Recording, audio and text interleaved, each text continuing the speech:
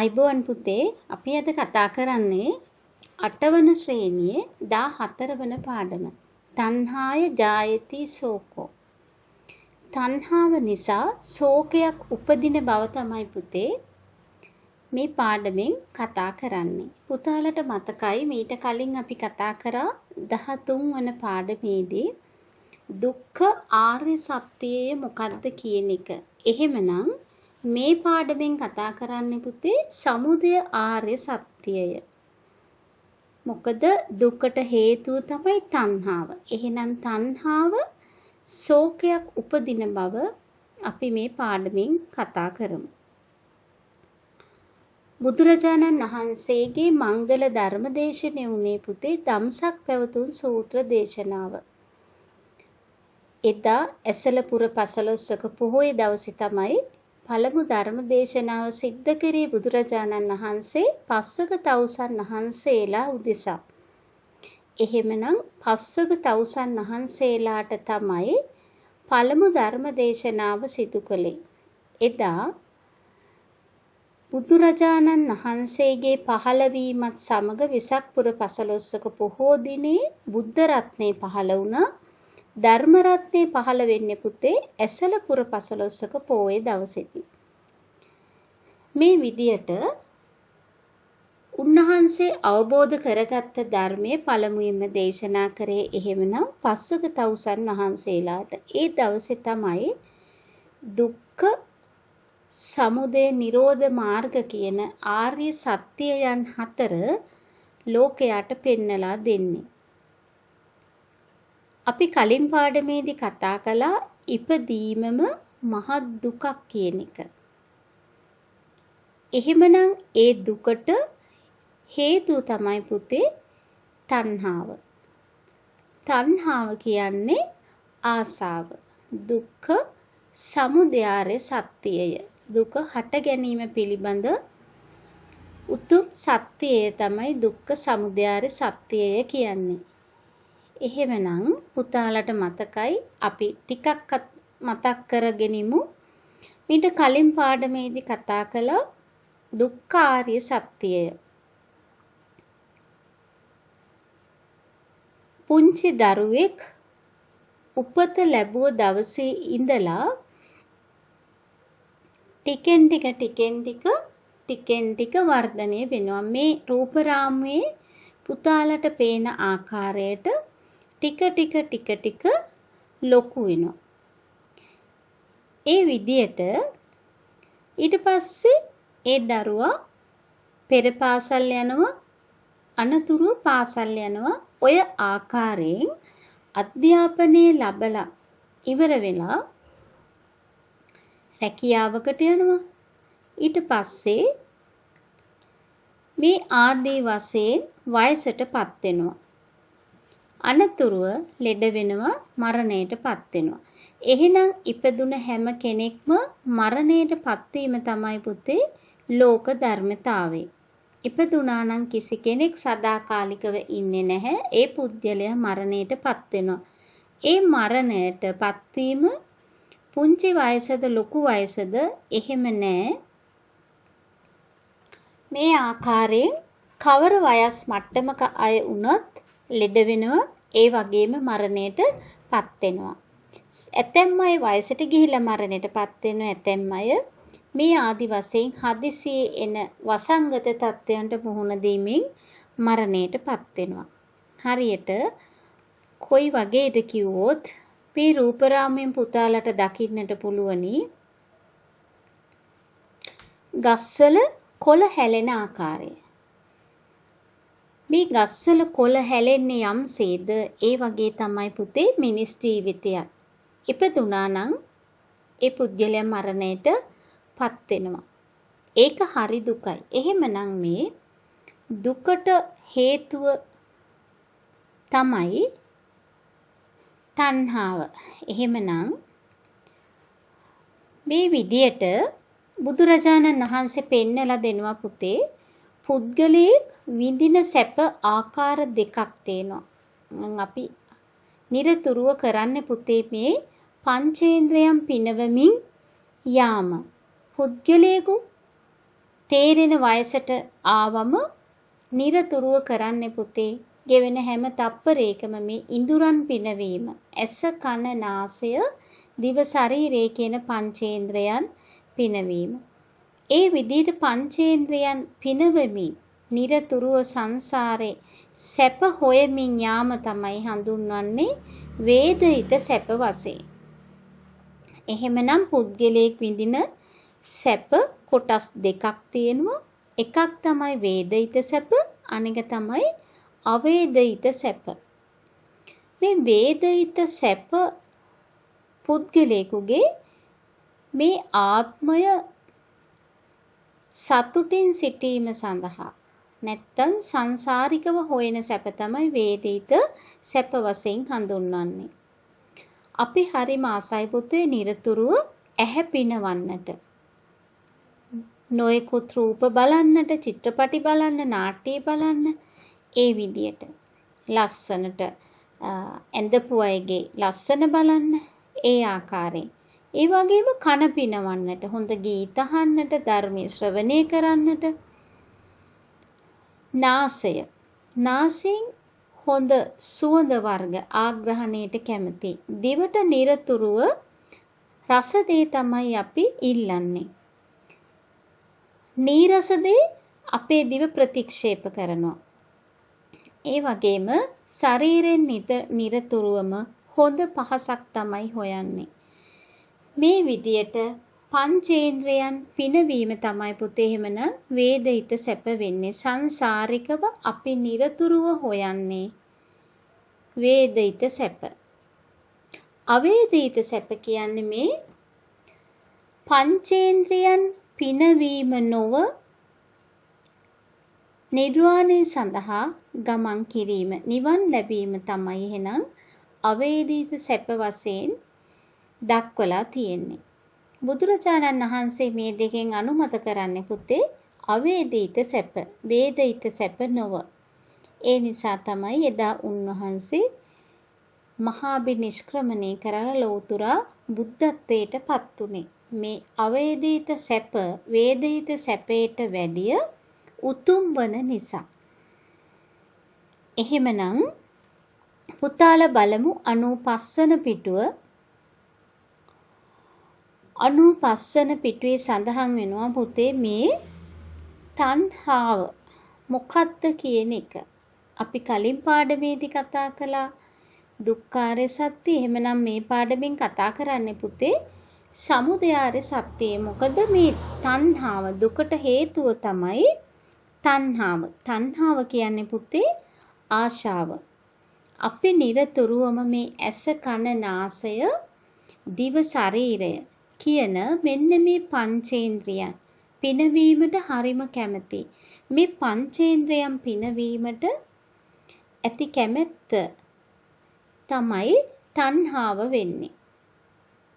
ගෙවෙන හැම මොහොතකම අපි මහන්සි ගන්න මෙන්න මේ ඉඳුරන් පිනවීම සඳහා. අපි නිරතුරුවම මහන්සි ගන්න ගේදොර, ඉඩකඩම්, යාන වාහන, වතු පිටි මෙන්න මේ කියන වස්තුන් රැස් කරමින් ජීවත් වෙන්නට. ඒ නිසාම තමයි අපිට මහත් වූ දුකක් ඇති වෙන්නේ මේවා වෙනස් වෙනකොට.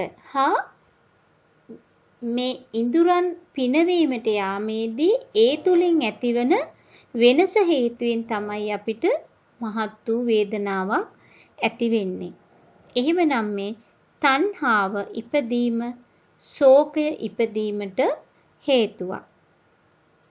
මොකද අපි ආසාවෙන් රැස් කරගන්න දේ වෙනස් වෙනවා. ඒ වෙනස් වෙනකොට අපිට ඒ පිළිබඳව බොහෝම දුකක් ඇති වෙනවා. අපේ දෙමව්පියෝ, සහෝදර සහෝදරියෝ, නෑදෑ හිත මිත්‍රයෝ මේ ආදි වශයෙන් මේ අයත් එක්ක ගැටුම් ඇති කරගෙන තරහ වෙලා අමනාප වෙලා නොයෙකුත් විදිහේ ප්‍රශ්න ගැටලු ඇති කරගෙන ඒ තුලින් ඔවුනොවුන් අතරේ අමනාපකම් ඇතිවීම හේතුවෙන් නිරතුරුවම මහා ලොකු දුකක් ඇති වෙනවා. ඒ දුකට හේතුව මොකද්ද බැලුවොත් හේතුව වෙන්නේ පුතේ තණ්හාව. ඒ කියන්නේ මේ ඉඩම මගේ, මේ වාහනය මගේ ආදී වශයෙන් මේ භාණ්ඩ රැස් කිරීමට යාමේදී මේ පංචේන්ද්‍රයන් පිනවීමට යාම හේතුවෙන් තමයි මහත් වූ දුකක් ඇති වෙන්නේ. බුදුරජාණන් වහන්සේ පෙන්නලා දෙනවා මේ සංසාර දුක කොටස් 3කින් යුක්ත වෙන බව. කොටස් 3 තමයි කාම තණ්හා, භව තණ්හා, විභව තණ්හා. පුතාලා බලමු 96 වෙනි පිටුවේ සඳහන් වෙනවා මේ තණ්හාව බෙදෙන කොටස් 3 මොනවද කියලා.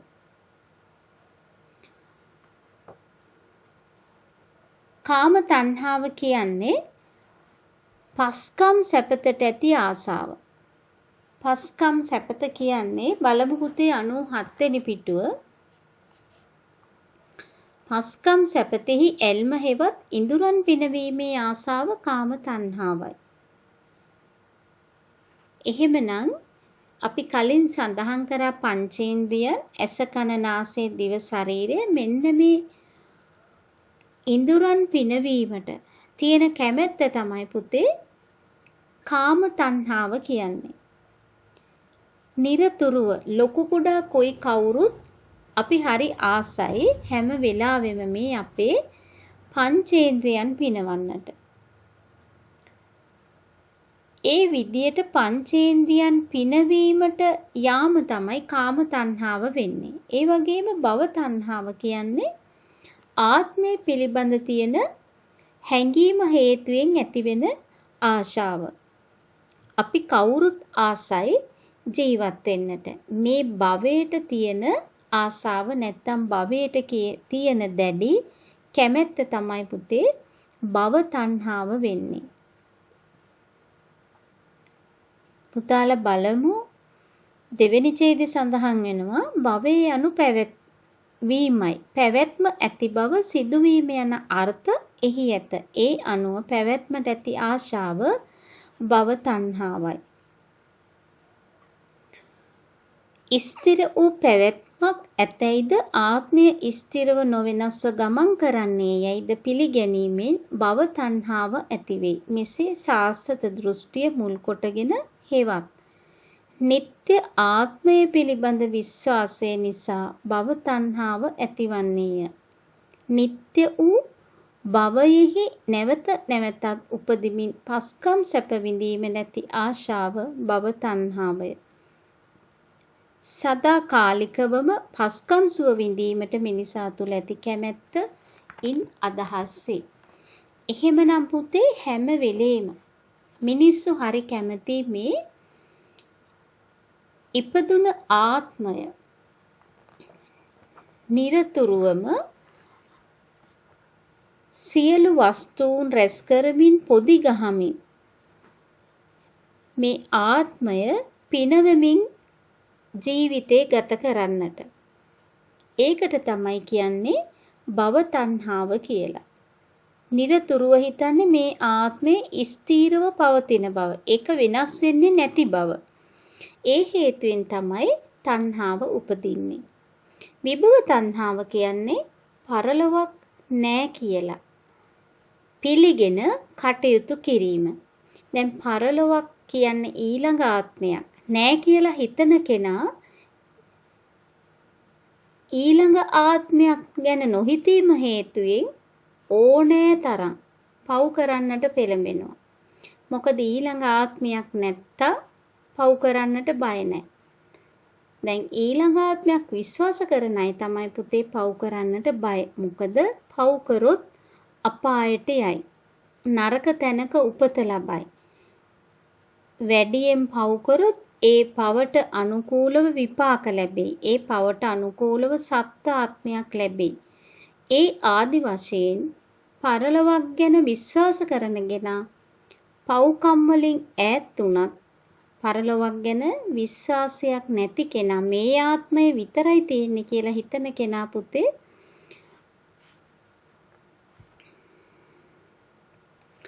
නිරතුරුවම පෙළඹෙන්නේ සැප විඳින්නට. මේ ආත්මීය වශයෙන් මේ ආත්මෙදි පුළුවන් තරම් සැප විඳිනවා, මොන වැරදි වැඩ කරයත් කමක් නැහැ කියන චේතනාවෙන්. ඊළඟ ආත්මයක් නැහැ කියලා හිතලා ඒ විදියට මේ ආත්මෙදි පුළුවන් තරම් පව්කම් කරනවා. පුතාලා දැකලා ඇති සමාජය තුළ ඕනතරම් මිනිස්සු ඉන්නවා ඒ විදියට දිගින් දිගටම පව් වැඩම කරමින් මුදල් උපයන අය.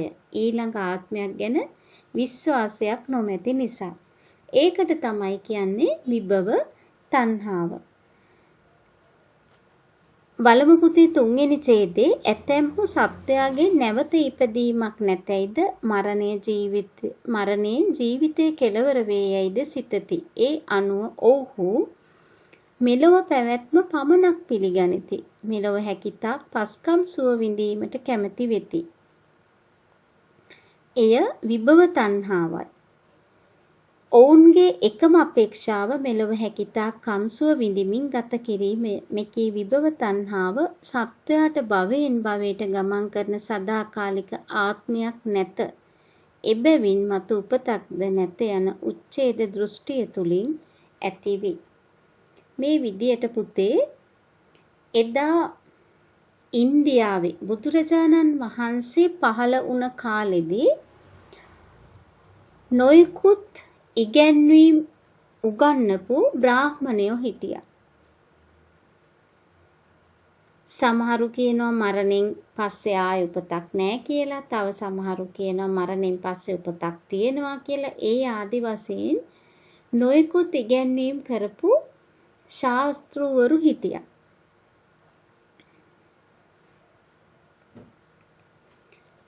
මේ ශාස්ත්‍රවරුන්ගෙන් ඇතැම් අයගේ විශ්වාසය උනේ පුතේ ස්ථීර ආත්මයක් නැත්තම් සදාකාලික ආත්මයක් තියෙනවා කියන එක. ඒ අයගේ ඉගැන්වීම සාස්වත දෘෂ්ටිය වුණා.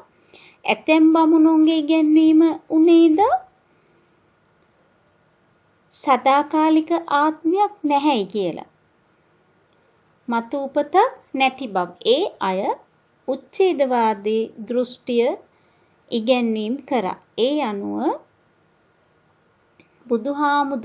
බුදුරජාණන් වහන්සේ ලෝකේ පහළ වෙනකොට ඒ හිටිය මේ ආකාරයෙන් ඇතැම් බමුණුන්ගේ ඉගැන්වීම එහෙනම් සාස්වත දෘෂ්ටිය වුණා. ඇතැම් අයගේ ඉගැන්වීම උච්ඡේද දෘෂ්ටිය වුණා. බුදුරජාණන් වහන්සේ පෙන්නලා දෙනවා මේ සංසාර දුකට හේතු වෙන තණ්හාව කොටස් තුනයි. මොනවද? කාම තණ්හාව, භව තණ්හාව, විභව තණ්හාව වශයෙන්. අපි බලමු පුතේ කාම වස්තුන් පිනවීමට ඇති කැමැත්ත තමයි අපි කිව්වේ කාම තණ්හාව කියලා. මේ රූපරාමයෙන් පුතාලට පේනවා තණ්හාව මොන ආකාරයෙන්ද අපි තුල ස්ථාවර වෙලා පවතින්නේ කියලා. පොළවට මුල ශක්තිමත් හොඳින් අල්ලගත්තට පස්සේ ඒ ගස ඉදිරියට වැටීමක් සිද්ධ වෙන්නේ නැහැ. ඒ ආකාරයෙන් තමයි පුතේ අපි ළඟ තියෙන ආශාව. අපි ළඟ තියෙන ආශාව ඉවත් කරන එක හරි අමාරුයි. ඇස කන නාසය දිව ශරීරය කියන පංචේන්ද්‍රයන් පිනවීමට අපේ නිරතුරුවම කාලය ගත කරනවා. ඒ ඇයි අපි ඒ කෙරෙහි තියෙන ආශාව නිසා. හරියට මෙන්න මේ ගස පොළවට කොහොමද සවි වෙලා තියෙන්නේ? ඒ ආකාරයෙන් අපි ළඟ තියෙන ආශාව නැත්තම් කාම වස්තුන් පිළිබඳ ඇති කැමැත්තත් මෙන්න මේ ගසේ මුල් වගේ. අපි නිරතුරුවම ඒ කෙරෙහිම ඇලී ගැලී සිටීම නිසා අපි ළඟ තියෙන තණ්හාව මේ ගස වර්ධනය වෙනවා වගේම දවසින් දවස කාම වස්තුන් පිළිබඳ ආශාව වර්ධනය වෙනවා. ඒ වගේමයි භව තණ්හාව. මේ ගසේ මුල් සවි වෙලා තියෙන ආකාරයට අපි දිනෙන් දින භවයේ පිළිබඳ ඇලීම තණ්හාව වැඩි කරගන්නවා. මේ ආත්මය වශයෙන් නොයෙකුත් වස්තු අපිට ළඟා කර ගැනීම, ඒ වගේම මේ භවය පවත්වාගෙන යන්නට අවශ්‍ය සාධක හොයමින් අපි නිරතුරුව ගමන් කරනවා. ඒ වගේමයි විභව තණ්හාව. ඊළඟ ආත්මයක් නැහැ කියලා හිතලා ඇතිතරම් මේ ආත්මේ සැප විඳින්නට හොයනවා. මොන වැරදි වැඩ කරලා හරි කමක් නැහැ. මේ ආත්මේ අපි සතුටින් හිටියොත් ඇති කියලා හිතලා ගොඩක් කටයුතු කරන්නේ මිනිස්සු.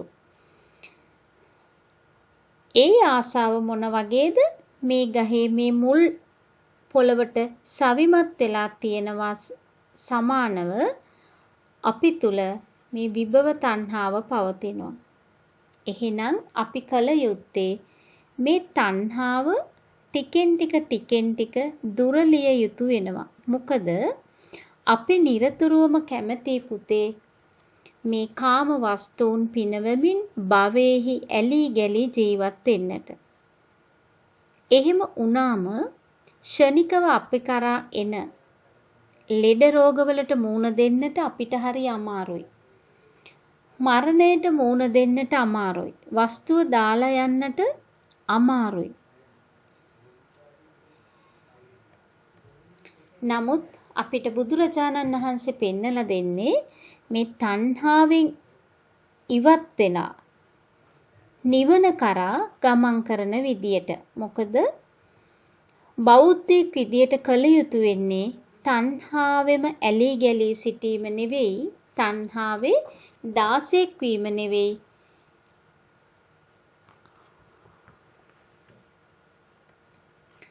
ඒ තණ්හාව සහ මුලින්ම උදුරලා දාලා නැත්තම් සහ මුලින්ම තණ්හාව අපි තුලින් ඉවත් කරලා නිවන් දොරටුව කරා ගමන් කරන විදිහට. ඒ නිවන් දොරටුව කරා යන්නට නම් පුතේ අපි හැම මොහොතකම චාම් සරල ජීවිතයක් ගත කළ යුතු වෙනවා. හේතුව බහුභාණ්ඩික වුණොත්, බහුභාණ්ඩික කියන්නේ පුතේ බඩු ගොඩක් රැස් කරගෙන ජීවත් වෙන මිනිස්සුන්ට. ඒ කියන්නේ දැන් අපි උදාහරණයක් ගත්තොත් සමහරක් අය, සමහර මිනිස්සු නිරතුරුවම කරන්නේ දකින බඩු රැස් කරගන්නවා. ඒ කියන්නේ ආසාව වැඩි නිසා. සමහර විට ජීවිත කාලෙටම ප්‍රයෝජනයකට ගන්නෙ නැහැ. ඇඳුම් පැළඳුම්, ඊට පස්සේ ඇඳ ඇතිරිලි, නොයෙකුත් වීදුරු භාණ්ඩ,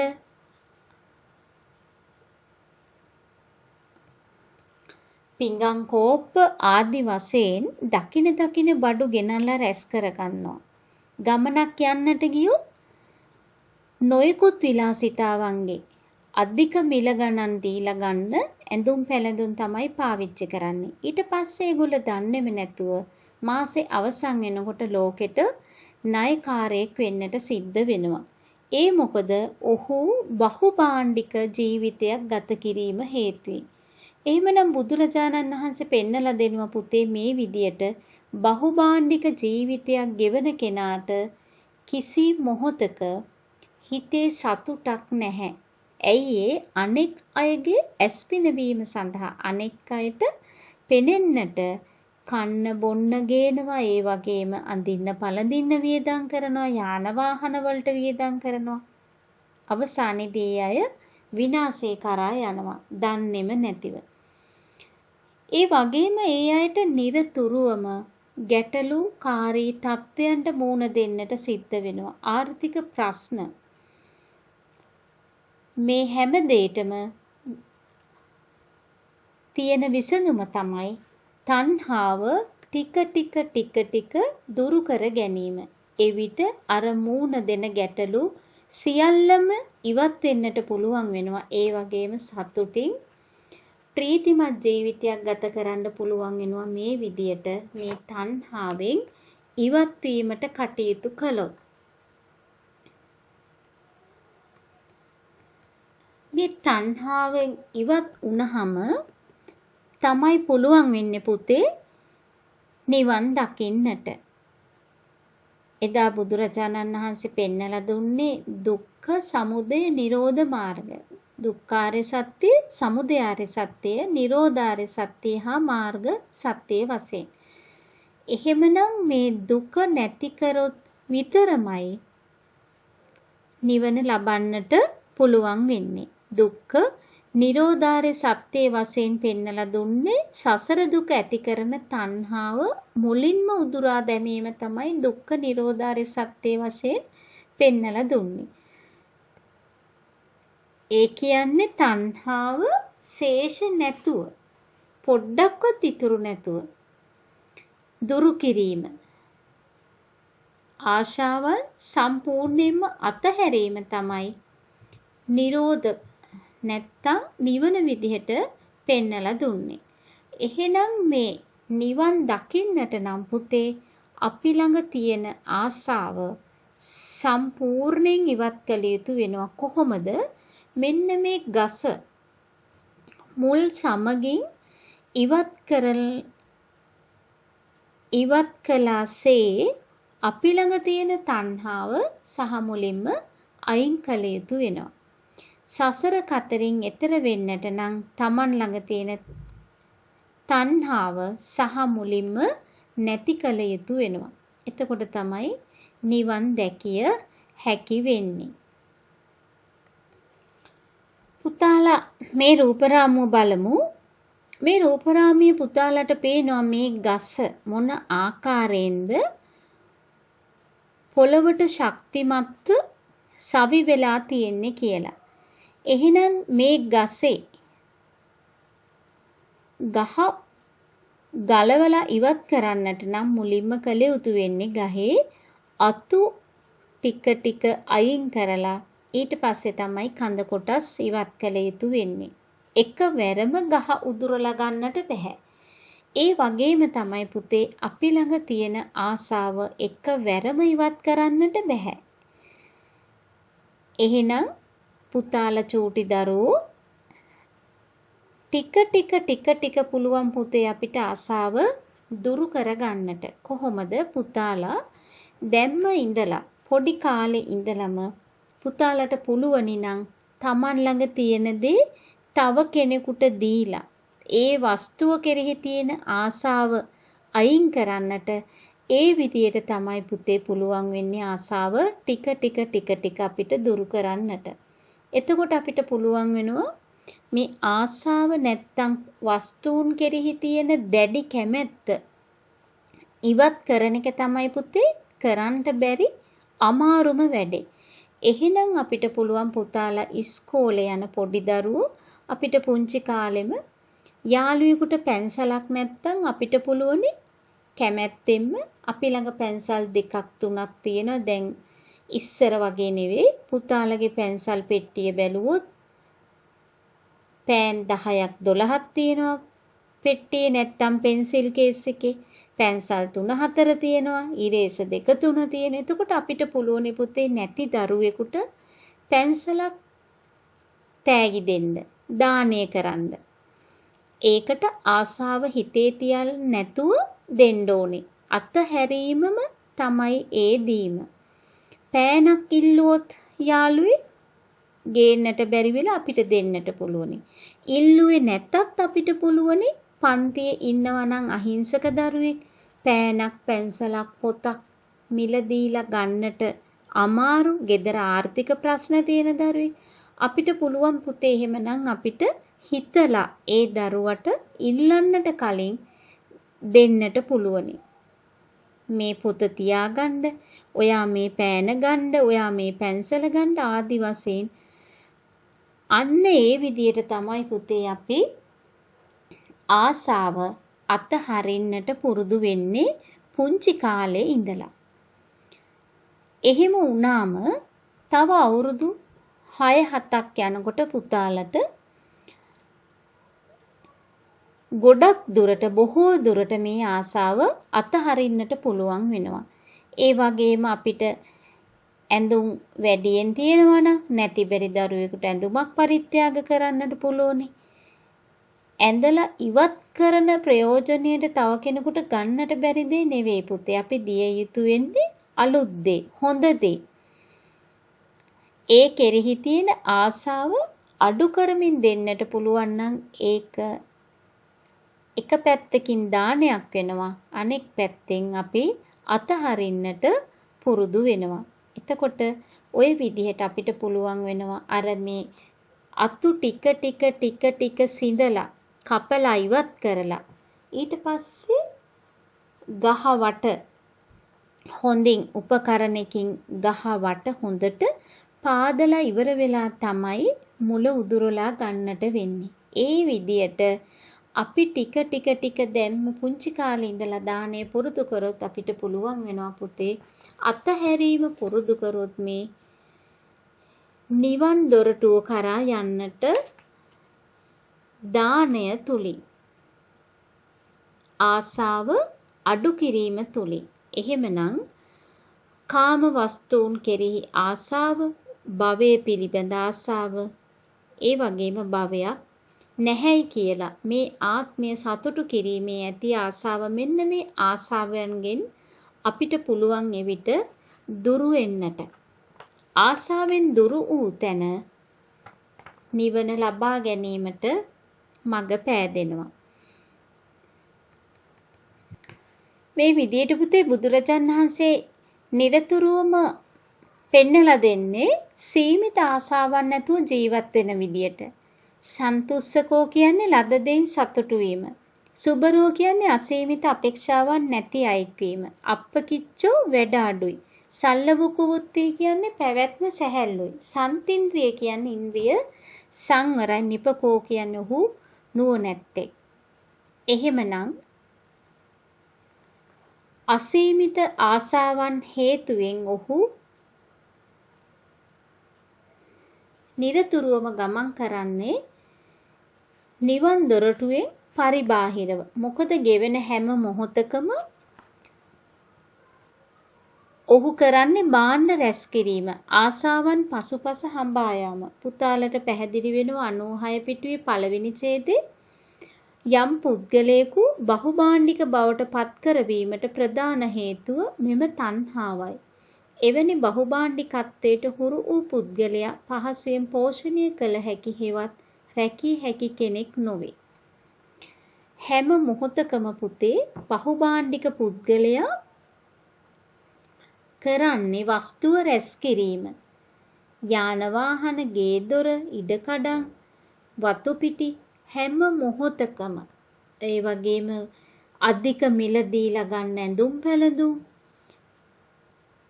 ඒ වගේම ශරීර සෞඛ්‍යයට අහිතකර කෑම බීම මේ විදියට බහුභාණ්ඩික බවට හුරු වුණ පුද්ගලයා නිරතුරුවම මේ ආත්මයේ වශයෙන් විඳින සැප පමණයි හොයන්නේ. ආධ්‍යාත්මික පැත්තක් ගැන හිතන්නේවත් නැහැ. ඒ මොකද ඔහු තුල පවතින ආසාව වැඩිකම හේතුවෙන් බහුභාණ්ඩිකත්වයට හුරු වීමම හේතුවෙන්. බුදුරජාණන් වහන්සේ පෙන්නලා දෙනවා බහුභාණ්ඩිකව ජීවත් වෙන පුද්ගලයාට නිවන් දොරටුව කරා යාම අසීරු බව. එහෙමනම් නිවන් දොරටුව කරා යන්නට නම් ඔහු බොහොම චාම් සරල ජීවිතයක් ගත කරන කෙනෙක් විය යුතුම වෙනවා. ඒ පුද්ගලයා නිරතුරුවම ලද දෙයින් සතුටු වෙන පුද්ගලයෙක් වෙනවා. එහෙම වුණොත් තමයි තණ්හාව දුරු කර හැකි වෙන්නේ. නැත්නම් තණ්හාව සහ මුලින්ම නැති කළ හැකි වෙන්නේ. දකින බාණ්ඩ රැස් කිරීම හේතුවෙන් ඔහු නිරතුරුවම තණ්හාවට දාසයෙක් වෙනවා. එහෙමනම් තණ්හාවට දාසයෙකු නොවි තණ්හාව ඉවත් කළ යුතු වෙනවා. අපි ළඟින් තණ්හාව සහ මුලින්ම ඉවත් කරොත් විතරයි නිවන් දොරටුව කරා යා හැකි වෙන්නේ. මේ විදියට පුතේ කාම තණ්හා, භව තණ්හා, විභව තණ්හා වශයෙන් පෙන්නපු තණ්හාව සහ මුලින් ඉවත් කරන්නට නම් අපි ටික ටික තණ්හාවෙන් ඉවත් විය යුතු වෙනවා. පුතාලට මේ රූපරාමයෙන් දකින්නට පුළුවනි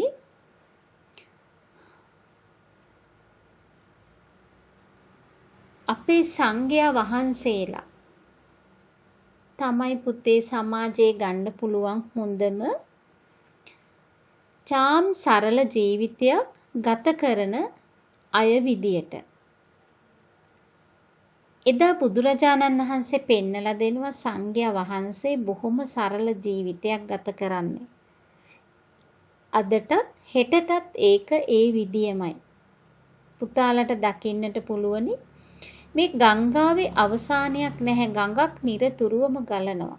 ඒ වගේ තමයි පුතේ මේ නිවන් දොරටුව කරා පිය නගන සංඝයා වහන්සේලා හැමදාමත් ලෝකේ පවතින තාක්කල් මේ විදියට සෙරෙප්පු දෙකක්වත් නැතිව තුන් සිවුරෙන් ජීවත් වෙමි. පිණ්ඩපාතයේ සඳහා පාත්‍රයක් පමණක් අතැතිව ගමන් කරන ආකාරය. ගිහි ජනතාවට හොඳම ආදර්ශය සපයන්නේ පුතේ අපේ පන්සලේ වැඩ ඉන්න භික්ෂූන් වහන්සේලා. උන්වහන්සේලා නිරතුරුව ගෙවන චාම් සරල ජීවිතය බහුභාණ්ඩික නොවීම හේතුවෙන් උන්වහන්සේලා නිවන් දොරටුව කරා යාමට නිරතුරුවම වෙහෙස දරනවා. අපිට ගන්න පුළුවන් හොඳම උදාහරණය තමයි පුතේ මේ භික්ෂුන් වහන්සේ. උන්වහන්සේලා විදිහට අපිටත් පුළුවන් නම් චාම් ජීවිතයක් සරල ජීවිතයක් ගත කරන්නට. එවිට අපිට පුළුවන් මේ තණ්හාව ටික දුරු කර ගන්නට. නිවන් ලැබීම කෙසේ වෙතත් සෝවාන් තත්වයේවත් අපිට මේ ආත්මෙදි ලබා ගන්නට නම් අපි මහන්සි ගත යුතු වෙනවා පුතේ. මේ ආකාරයෙන් බහුභාණ්ඩික නොවේ නිරතුරුවම සරල චාම් ජීවිතයක් ගත කරන්නට. ඒ තුලින් අපිට පුළුවන් වෙනවා ආසාව ටික අපි කලින් කතා කරපු කාම තණ්හා, භව තණ්හා, විභව තණ්හා ටිකින් ටික අඩු කරගෙන යන්නට. එවිට පුළුවන් වේවි දවසක මේ තණ්හාව බොහෝසේ ඉවත් කර ගන්නට.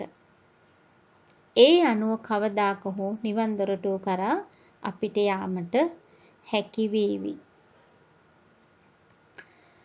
අපි පොඩි දරුවෝ පුංචි කාලේ ඉඳලම අපිට පුළුවනි පුතේ එහෙමනම් මේ සැහැල්ලු ප්‍රීතිමත් සාමකාමී ජීවිතයක් ගත කරන්නට පුරුදු වෙන්න. එහෙම වුණාම අපිට පුළුවන් බොහෝම සතුටින් ජීවිතය ගත කරන්නට පුංචි ළමයි විදියට.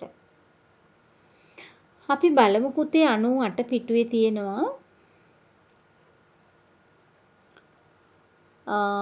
ක්‍රියාකාරකම. පළවෙනි ප්‍රශ්නේ තණ්හාව දුකට හේතු වන අයුරු පැහැදිලි කරන්න. පුතාලට ඒක පුළුවනි ලියන්න තණ්හාව කොහොමද දුක උපදින්නේ කියලා. තණ්හාව හේතුවෙන්. ඊට පස්සේ දෙක කාම තණ්හාව හඳුන්වා දෙමින් කෙටි සටහනක් සකස් කරන්න.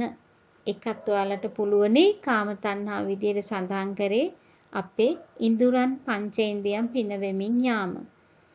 ඊට පස්සේ පැවරුමේ සඳහන් වෙනවා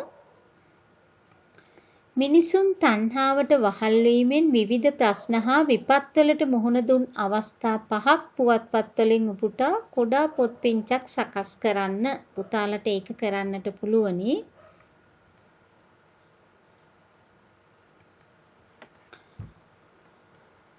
අපි ලියමු පුතේ පළවෙනි ප්‍රශ්නේ පැවරුම 14 පළවෙනි ප්‍රශ්නේ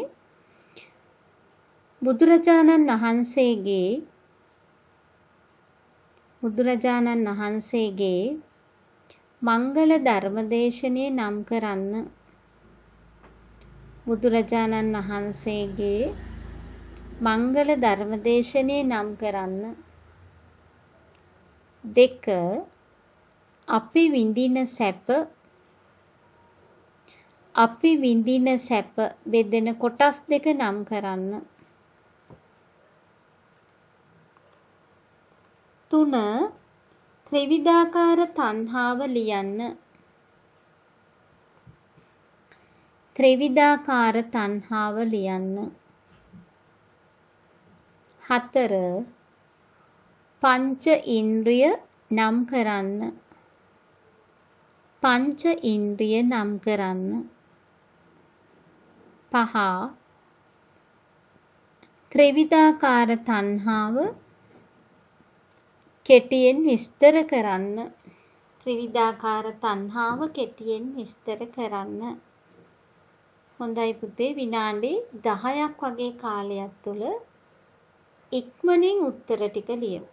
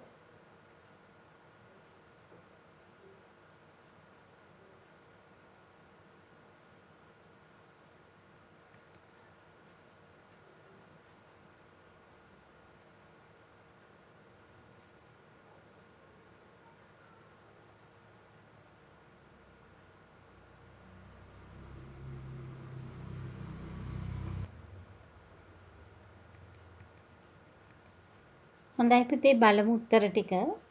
බුදුරජාණන් වහන්සේගේ පළමු ධර්ම දේශනය නම් කරන්න. පළමු ධර්ම දේශනය තමයි පුතේ ධම්සක් පැවතුම් සූත්‍ර දේශනාව. දෙවෙනි ප්‍රශ්නේ, අපි විඳින සැප වේදන කොටස් දෙක. පුද්ගලයෙකු විඳින සැප කොටස් දෙක තමයි වේදිත සැප හා අවේදිත සැප. ඒ කියන්නේ පුද්ගලයෙක් සංසාරිකව හොයන සැප වේදිත සැප වෙනවා. නිවන් සුවය තමයි අවේදිත සැප වෙන්නේ. තුන්වෙනි ප්‍රශ්නේ, ත්‍රිවිධාකාර වූ තණ්හාව ලියන්න. කාම තණ්හා, භව තණ්හා, විභව තණ්හා. හතරවෙනි ප්‍රශ්නේ, පංච ඉන්ද්‍රිය නම් කරන්න. පංච ඉන්ද්‍රිය තමයි ඇස, කන, නාසය, දිව, ශරීරය. පස්වෙනි ප්‍රශ්නේ, ත්‍රිවිධ වූ තණ්හාව කෙටියෙන් විස්තර කරන්න. කාම තණ්හාව කිව්වේ පුතේ පස්කම් සැපතට ඇති ආසාව. භව තණ්හාව කිව්වේ ආත්මය පිළිබඳ මේ ආත්මය වශයෙන් ඇති කරගන්න ආසාව. විභව තණ්හාව කිව්වේ පරලොවක් නැහැයි කියලා හිතලා මෙලෝ වශයෙන් පුළුවන් තරම් සැප විඳීමට තියෙන කැමැත්ත.